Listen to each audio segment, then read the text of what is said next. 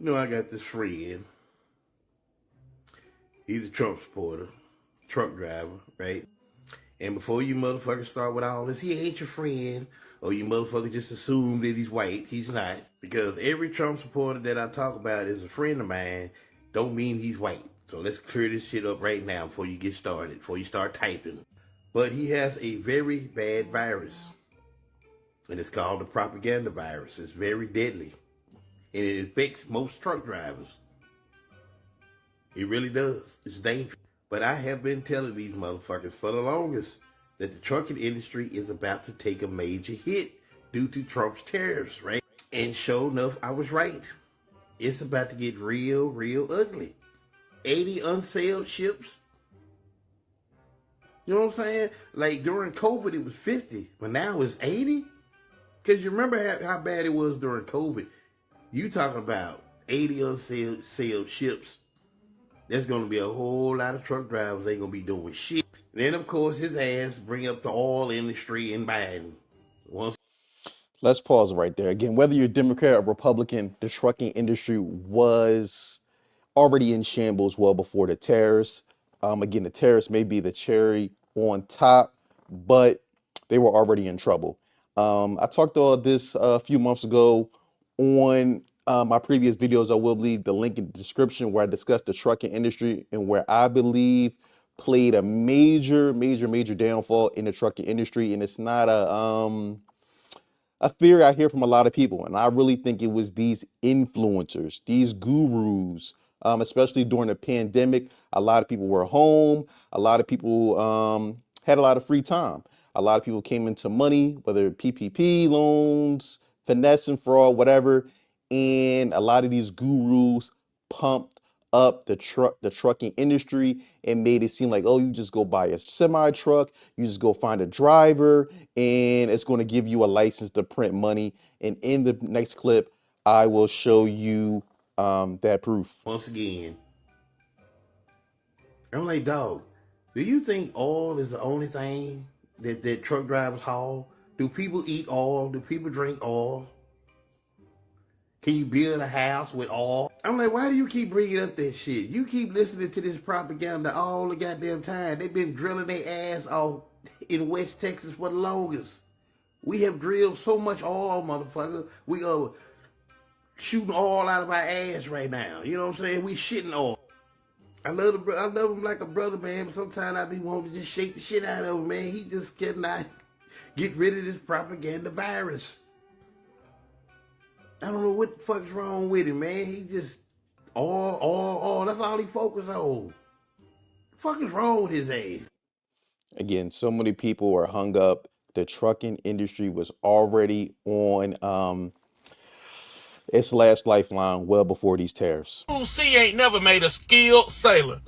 It's through those trying times, through those adversities, through those challenges, through those ups and those downs. Sure, you make tens of thousands of dollars, but at the same time, you lose a lot of money at the same time. You got to find out how to navigate through ups, through downs, through challenging times when the market is up and when the market is down. So And let me pause right there. That's a great point that he made about the trucking industry. You got to get it when the getting is good. You got to save it. You got to invest it so you'll be ready for lean times. So what you have happened during this pandemic is a lot of people who had no experience in the trucking industry literally took a course or some type of one-on-one consultation from these gurus, went out and bought a truck at the top of the market.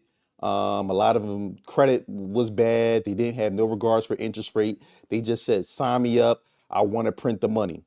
They went out there, got a truck, didn't have proper reserve fundings. So when you have an 18 wheeler, it's not like you have a car, you get a flat tire, you could take it to Joe Blow and get a little tire plug in it for $20, $15, and you're back on your way.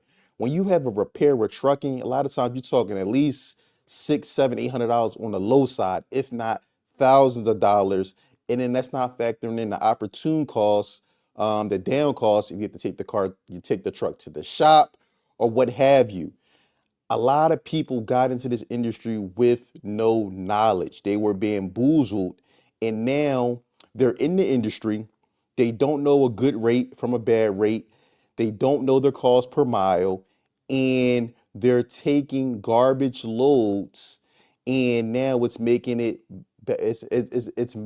terrible for everybody in the industry. I seen this from a mile away coming. Not only in the trucking industry, you also seen this in the cargo van industry as well. So these trucking gurus out here who's talking about they can help you get to the bag and help you make more money, and they ain't never been through no adversity, I wouldn't trust them. You know how much adversity I done been through? You know how many losses I done took over the years? I've been in this since '07. And there's been ups, there have been downs, there have been a whole bunch of losses, a whole bunch of learning curves. But guess what? Through it all, I know I had to persevere and get to the bag. So, hey, it's up to you. Again, this brother is spot on is what he is speaking. A lot of people got in again when rates were super high, top of the market, so they weren't sweating the truck payment, they weren't sweating the gas, they weren't sweating the maintenance.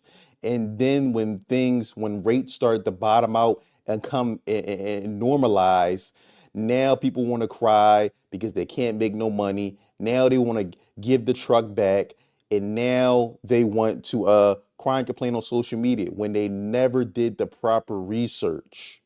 They never did the proper research. They never did the proper due diligence before getting the truck, and they believed in individuals like this. Gary Henderson, the trucking guru, multi-millionaire, 20 millionaires made, #1 course in the world for dispatching.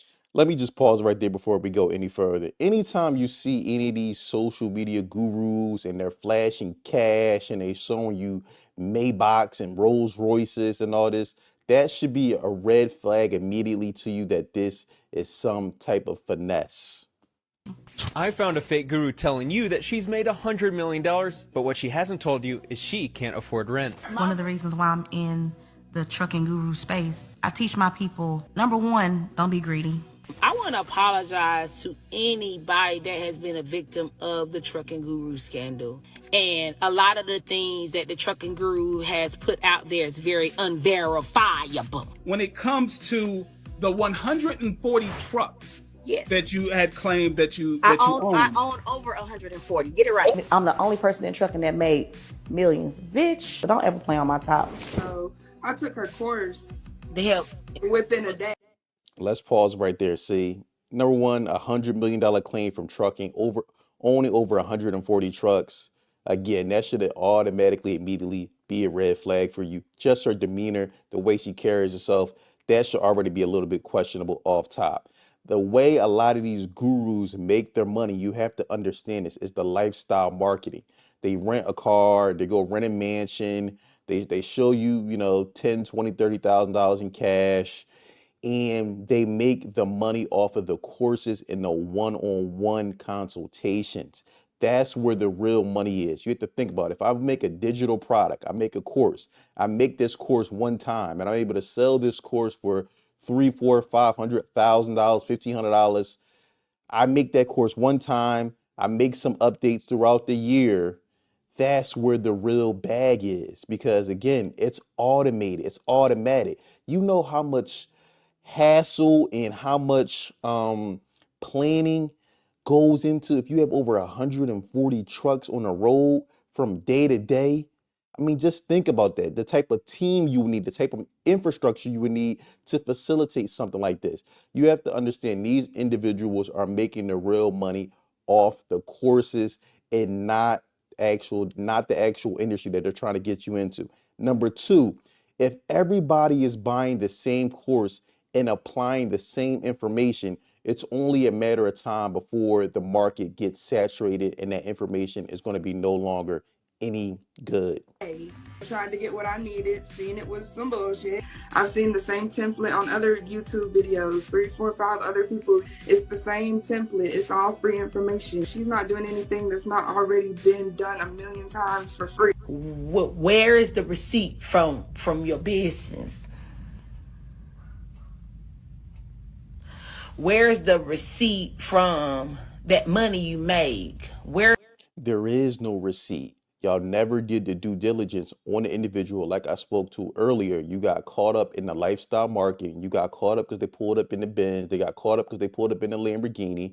You seen a few chains, and you thought that that was a proof of concept. You thought that they really knew what they were talking about when it was all a facade. Where's the receipt from you taking care of 4 households? Where's the receipt from you going to a dealership and buying a brand new Maybach? Where is the receipt from you taking care of 140 drivers? Where's the scam? I like.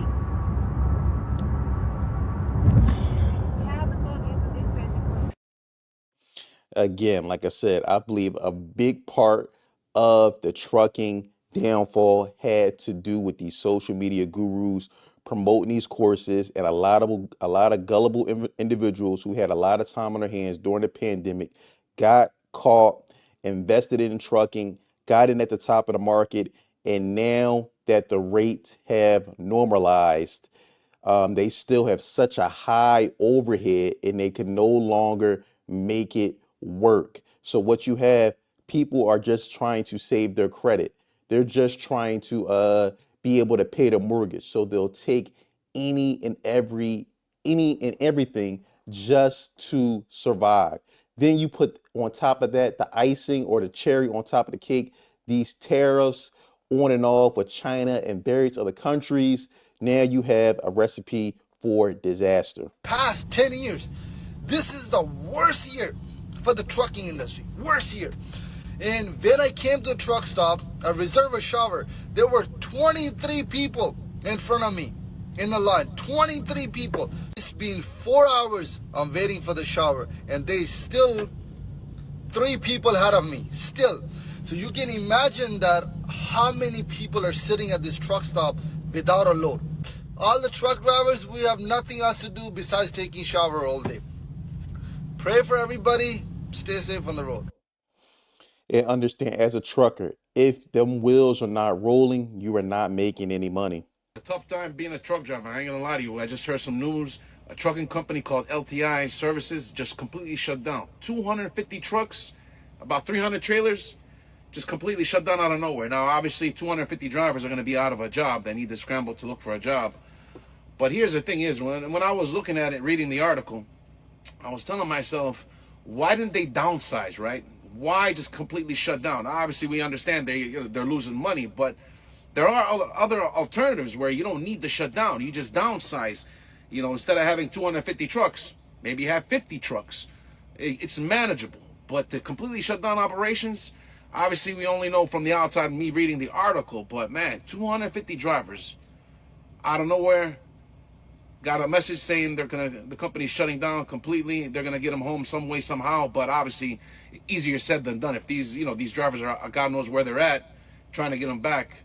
It's unfortunate, sad situation. It's a tough time to be a semi-truck driver right now, man. God bless each and every one of you, man. Let me know in the comments below, my truckers, is this true? How bad really is it? I'm looking to get some firsthand knowledge. Let me know in the comments below. To be patient. Obviously, watching the news. I'm not only a trucking has completely went flat bottom, man. I can honestly tell you these past 3 weeks, this is including the 3rd week that I'm in right now, you get a few runs here and there. I'm in Chicago, right?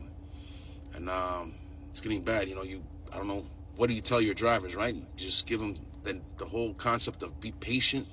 Obviously, watching the news. I'm not only a truck driver. I own trucks. I got drivers, man, I don't know what else to say or do. Obviously, Trump is doing what he needs to do, right? On paper, it looks good. It looks right.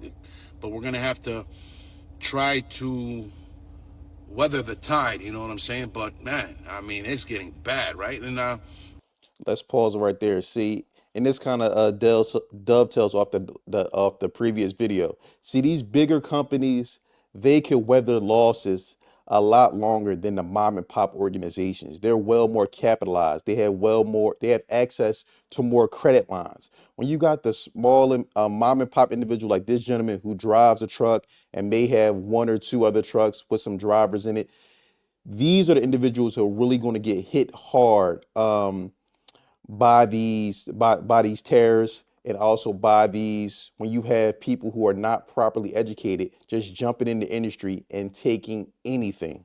I know a lot of people in other businesses that are complaining too, right? Everybody's watching the news, waiting for this whole situation to die down with this whole tariff thing back and forth, and I don't see no end in sight. I know some of my guys that are owner-operators, a lot of them gave up not having a plan in place after they quit. And they just saying, hey, I'm going to wing it. I don't know. I'll figure something out. But man, me personally, my advice, anybody, it doesn't matter if you're a truck driver or not. Whatever you're doing for a living and you don't want to do that no more, find you another source of income before you quit. Never quit until you have another option, right? You're going to quit and just sit there and wait. What are you going to do? My advice, man, do not quit something until you have something in line, ready to go. Definitely solid advice, not just in trucking, but in life in general. You never want to leave a job. You never want to leave any type of situation without having an exit plan, not having some type of setup for some other income to come in. I mean, to just quit something and go sit at home and make absolutely no money does not make any sense. But let me know what you think in the comments below. I mean, not only is it times for truckers, it's tough times for Americans in general. But let me know what you think about the 2025 trucking recession in the comments below. I look forward to hearing from you. Don't forget to like, subscribe, and share.